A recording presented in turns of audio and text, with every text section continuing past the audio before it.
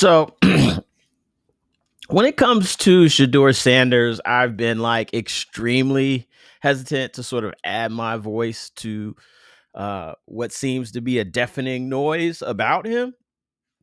He's like a daily talking point on sports television, podcast, sports radio, social media.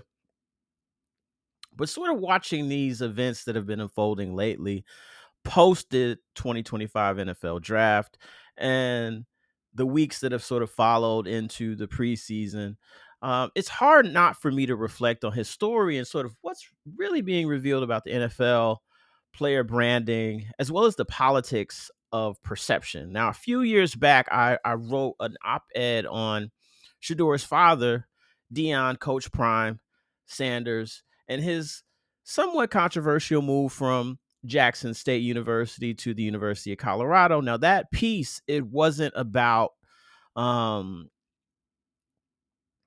just the HBCU versus Power 5 program debate. It was about the Sanders family, their cultural clout, and the business calculus behind that particular move. Now, both Jackson State and Colorado, I conclude, came to the Sanders name, right? They knew that it meant instant visibility, star recruits, a level of attention that they hadn't been able to get in years, right? Now, fast forward to this year, Shedeur Sanders himself seemed to embody that same value proposition: visibility, buzz, and talent wrapped into, you know, one amazing quarterback. Now, heading into the draft, most analysts had him as a first round pick. At worst, a third rounder. That's all debatable, right? But he was mentioned alongside Cam Ward and Jackson Dart as one of the top three quarterbacks available. His face was plastered across ESPN and talked about on FS1 and all of the draft promos and the debate shows. And his interviews alongside his dad and Travis Hunter, they dominated the pre-draft media cycle. And then draft weekend happens. 5 quarterbacks are taken before him: Cam Ward, Jackson Dart, Tyler Shuck, Jalen Milroe, and the Browns, Dylan Gabriel.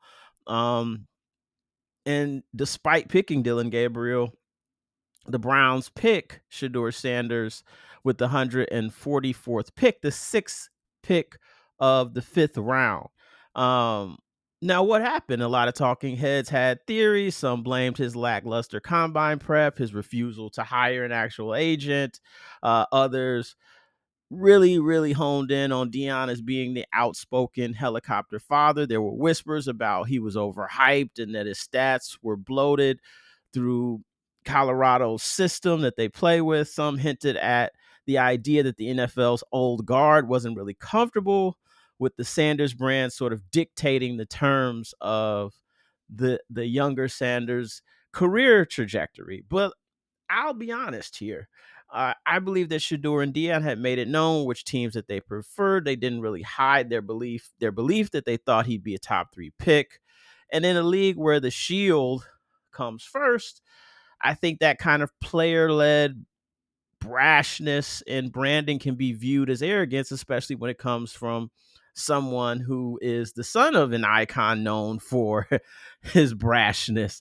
And this idea of your brand being young, brash, black, well off, isn't necessarily who we have seen the prototypical NFL quarterback to be, let alone even the prototypical black NFL quarterback. And so whether or not the league was punishing Shedeur for who he is or who his father is, the NFL hasn't stopped cashing in on him. His Browns jersey sales are the highest among rookies, but are also highest among the league more generally. His preseason debut against the Carolina Panthers, um, you know, non-contender versus non-contender. This preseason game drew 2.2 million viewers. That's a monster number for August. Um, where we're watching the second team and the third team and guys that are competing for roster spots. We're not even watching the starters of these teams, right?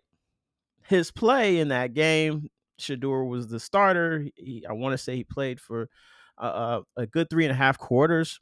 He racked up 14 for 23 in completions, 138 passing yards, 2 touchdowns, and 19 rushing yards.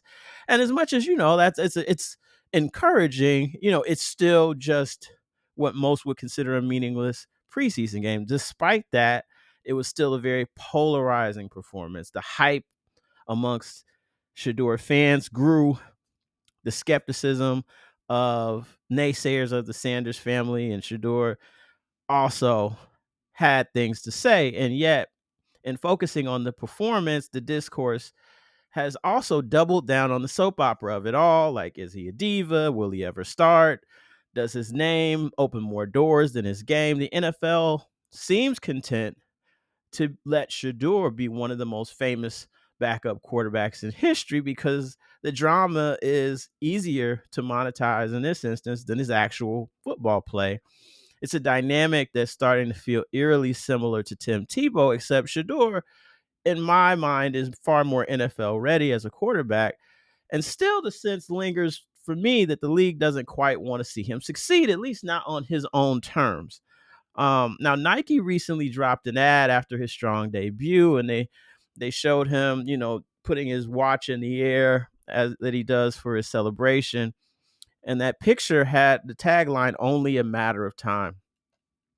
And I say that because I hope that they're right. I hope that the time comes in prime time, because if Shedeur's NFL career stands for not for long, I don't know if it will be because he couldn't play. It will probably be because the business of football decided that the story was more profitable than the player. Thank you. That's my 10-minute thesis. Wait a minute. It's my 7-minute thesis. Have a good one.